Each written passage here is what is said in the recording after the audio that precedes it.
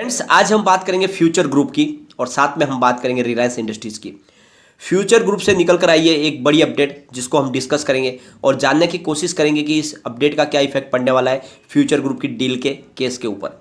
साथ में रिलायंस इंडस्ट्रीज की तरफ से भी शानदार अपडेट है, उसको भी हम डिस्कस करेंगे, जिससे पता चलेगा कि रिलायंस इंडस्ट्रीज में आगे कितनी तेजी बन सकती है, क्योंकि बहुत ही शानदार तरीके से रिलायंस इंडस्ट्रीज की प्राइस में बढ़ोतरी हो रही है। अब शेयर स्टॉक मजबूत हो चुका है और जो निर्णय लिए जा रहे हैं रिलायंस इंडस्ट्रीज की तरफ से, उससे लग रहा है कि आने वाले समय में रिलायंस इंडस्ट्रीज के स्टॉक में बड़ी तेजी बन सकती है फ्रेंड्स।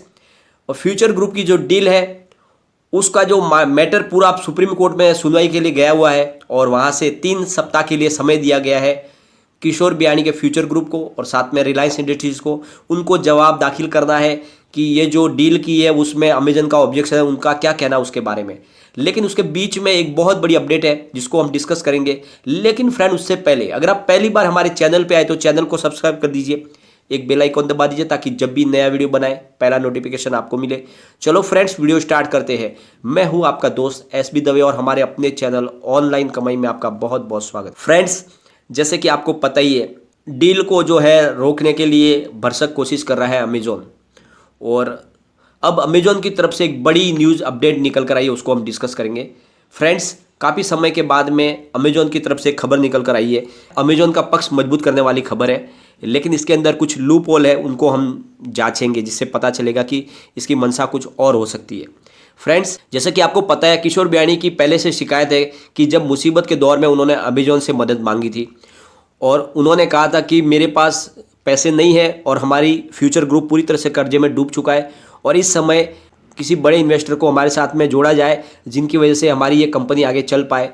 तो किशोर बियाणी का कहना है कि हमने बार बार ऐसी रिक्वेस्ट अमेजोन को की, उसके बावजूद भी अमेजोन ने ध्यान नहीं दिया, उन्होंने हमारी कोई मदद नहीं की और आखिरकार हमने निर्णय लिया कि हमारे आधे कारोबार को रिलायंस रिटेल वेंचर को बेच दिया जाए और जिसकी वजह से हमें 24,713 करोड़ जो रुपए आएंगे उससे हमारा जो कर्ज है उसको हम दे पाएंगे अपने कर्जदाताओं को और हम फिर से नए सिरे से अपना जो बचा खुचा कारोबार है उसको चला पाएंगे। तो ऐसा उनकी तरफ से कहा गया था, लेकिन अभी जो न्यू लेटेस्ट जो निकल कर आई है उसमें कुछ और कहा जा रहा है।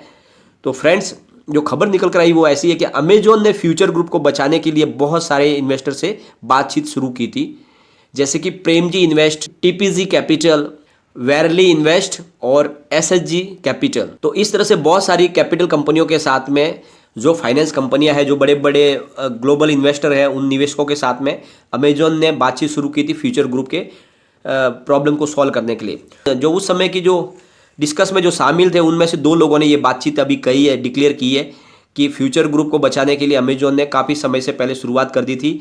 उस समय फ्यूचर ग्रुप को मुसीबत से निकालने के लिए उन्होंने 6,000 करोड़ का नया फंड इक्विटी और कर्ज में डालने का भी उनका विचार था कि 6,000 करोड़ रुपए का नया निवेश किया जाए, जिसकी वजह से उनके जो बैंकों का कर्ज चुकाया जा सके ताकि और कारोबार को आगे बढ़ाया सके।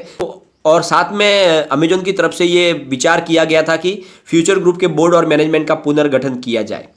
तो फ्रेंड्स, इसका जो मतलब निकल के ये आ रहा है, इसका मतलब ये था कि उस समय अमेजोन की मंशा थी कि जो उसका मैनेजमेंट है उसको चेंज करके जो पूरा मैनेजमेंट है अपने हाथ में लिया जा सके। ये भी हो सकता है उनका निर्णय लेने का तरीका हो कि अमेजोन चाहता हो उनके फेवर का जो बंदा हो उसको मैनेजमेंट सौंपा जाए। इसका मतलब एक तरह से फ्यूचर ग्रुप के ऊपर पूरा अपना कंट्रोल करने का विचार अमेजोन का हो सकता है। ये बात के हिसाब से समझ में आ रही है फ्रेंड्स। लेकिन साथ में ये जो लोगों ने अभी बात कही है कि अमेजोन ने मार्च, अप्रैल और मई में फ्यूचर ग्रुप के प्रोडक्ट को अमेजोन के प्लेटफॉर्म के ऊपर बेचने में काफ़ी मदद की ताकि बैंकों का कर्ज चुकाया जा सके और जो कैश है उसकी कमी को पूरा किया जा सके।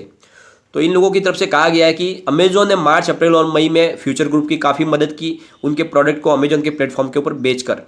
तो सबसे बड़ी बात, जो चौंकाने वाली बात तो फ्रेंड ये है कि मार्च के अंत में है तो लॉकडाउन लग गया था, उसके बाद अप्रैल मई में लगभग सख्त लॉकडाउन था। उस समय तो कारोबार सारे बंद हो चुके थे और जो कोरियर सर्विस थी वो भी लगभग बंद हो गई थी क्योंकि संपूर्ण लॉकडाउन था। सिर्फ उस समय दवा मेडिसिन की ही शुरू थी, तो उस समय फिर अमेजोन की डिलीवरी सर्विस तो बंद थी, तो उस समय उन्होंने क्या मदद की होगी, ये बात थोड़ी समझ के परे है। या फिर ऐसा भी हो सकता है फ्रेंड्स कि अमेजोन ने अपने बिजनेस को आगे बढ़ाने के लिए फ्यूचर ग्रुप से जो डेली रोजमर्रा की चीज़ें, जो खाने पीने की चीज़ें वहाँ से फ्यूचर ग्रुप के स्टोर से लेके बेची हो। तो वो अपने बिजनेस को जिंदा रखने के लिए उन्होंने कोशिश ऐसा हो सकता है, क्योंकि उस समय संपूर्ण लॉकडाउन था तो सारे स्टोर वगैरह सब कुछ बंद थे। उस समय जब उन्होंने शुरुआत की थी सिर्फ रोज़मर्रा की खाने पीने की चीज़ों की डिलीवरी की ही परमिशन दी गई थी कोरियर सर्विस को। तो उस समय हो सकता है अमेजॉन ने अपने प्लेटफॉर्म से कुछ खाने पीने की जो सप्लाई है वो बाजार में बेची हो, तो उसका फ़ायदा तो अमेजॉन को भी मिलेगा। लेकिन जैसी लग रहा है कि अभी उसकी मंशा क्या थी वो तो समझ में नहीं आ रहा है। लेकिन जिस तरह से अभी ये बातें निकल कर आई है कि अमेजॉन स्टार्ट से फ्यूचर ग्रुप की मदद करने के लिए तत्पर था, तो इस समय जो बात निकल कर आई है, जो भी ये पूरा मामला सुप्रीम कोर्ट में पहुंच चुका है, तो फ्रेंड्स इससे केस जो है वो फ्यूचर ग्रुप का कमज़ोर हो रहा है। क्योंकि किशोर बियाणी का पहले से कहना था कि हमने बहुत बार गुहार की अमेजॉन से कि हमारे बिजनेस को बचाया जाए, हमें बहुत ज़्यादा लॉस हो रहा है और हम आगे कारोबार नहीं कर पाएंगे। उस समय अमेजॉन ने हमारी कोई मदद नहीं की। लेकिन जिस तरह से अभी ये बातें निकल कर आ रही है, तो वो किशोर बियाणी की दलील को खारिज कर रही है कि जो किशोर बियाणी का कहना है कि हमारी मदद अमेजॉन ने नहीं की, लेकिन इसके उलट ये जो बातें निकल कर आ रही है, इसकी वजह से सुप्रीम कोर्ट में फ्यूचर ग्रुप की जो दलील है वो कमज़ोर लग रही है और उसकी वजह से जो केस है वो थोड़ा कमज़ोर हो सकता है फ्यूचर ग्रुप का। तो जो क्या ये बातें जो अभी निकाली जा रही है वो क्या इस केस को कमज़ोर करने के लिए की जा रही है? क्योंकि काफ़ी समय के बाद ये बात निकल कर आई है कि फ्यूचर ग्रुप को बचाने के लिए अमेजॉन ने अपनी तरफ से पूरी कोशिश की थी। लेकिन इसका जो नतीजा है वो आने वाले समय में पता चलेगा कि क्या होगा। लेकिन जिस तरह से अभी ये बातें जो निकल कर आई है वो इस डील के लिए कमज़ोर कड़ी है एक प्रकार से। फ्रेंड्स, सबसे बड़ी बात है कि अगर अमेजॉन की मंशा साफ थी तो जब ये डील हुई उसके बाद तो काफ़ी समय के बाद उन्होंने ये मैटर को सिंगापुर इंटरनेशनल ऑर्बिटेशन सेंटर में लेके गए, उसमें काफ़ी समय निकल चुका था, वहाँ से परमिशनें भी आनी शुरू हो गई थी। तो आपको पहले ही ऑब्जेक्शन लेना था जब आपको पता चल गया था, तो आपने उस समय तो ऑब्जेक्शन लिया नहीं, काफ़ी समय निकाल दिया।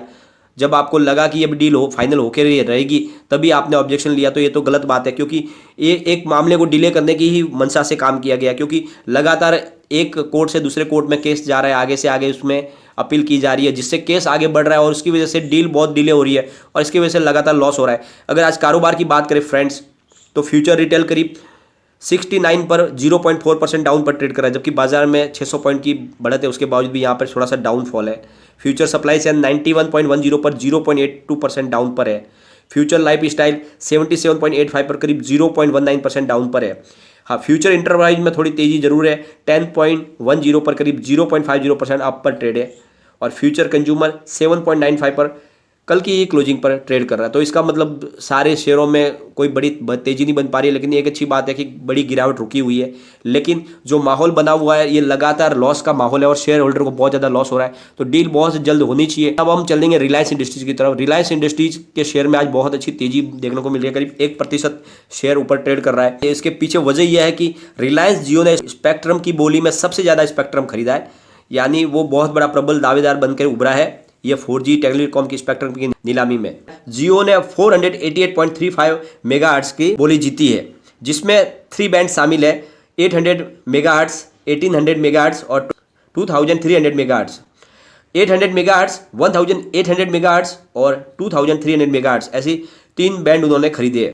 और इस स्पेक्ट्रम की खरीदी के लिए रिलायंस जियो ने 57,122.65 करोड़ का इन्वेस्टमेंट किया है, यानी सबसे बड़ी उन्होंने बोली लगाई है और ज़्यादा से ज़्यादा स्पेक्ट्रम जीता है रिलायंस जियो ने, जो सबसे बड़ी कीमत है। एयरटेल ने 18,699 करोड़ का स्पेक्ट्रम खरीदा है और VI ने 1,993.4 करोड़ का स्पेक्ट्रम खरीदा है। तो लगभग आधे पे कब्जा रिलायंस जियो ने किया। और रिलायंस जियो की तरफ से मुकेश अंबानी का कहना है कि आने वाले समय में हम 5G टेक्नोलॉजी के लिए पूरी तरह से तैयार है और बहुत जल्द हम 5G टेक्नोलॉजी को लॉन्च करने वाले हैं। तो जो ये स्पेक्ट्रम खरीदा है उसी का इस्तेमाल 5G टेक्नोलॉजी में हो जाएगा। तो आने वाले समय में 5G टेक्नोलॉजी लाएगी रिलायंस जियो और इस वजह से रिलायंस की तेज़ी और रिलायंस के शेयर में और तेज़ी बन सकती है। और हमने मंडे को जो इसका जो टारगेट दिया था, शॉर्ट टर्म टारगेट 2140, उसके आसपास शेयर पहुंच चुका है। आज इसने 2133 की हाई भी बनाई है, तो अगर आप चाहे तो वहाँ पर अपना प्रॉफिट बुक भी कर सकते हैं। लेकिन फ्रेंड्स आगे और तेज़ी जारी रह सकती है। लेकिन फ्रेंड, कोई भी इन्वेस्टमेंट करने से पहले अपने फाइनेंशियल एडवाइजर से एक बार एडवाइजर ले ले या अपना खुद का रिसर्च करें, क्योंकि मैंने वीडियो आपके एजुकेशनल पर्पज के लिए ही बनाया। वीडियो पसंद आए तो लाइक शेयर जरूर कीजिए और चैनल को सब्सक्राइब कर दीजिए। Thank you friend.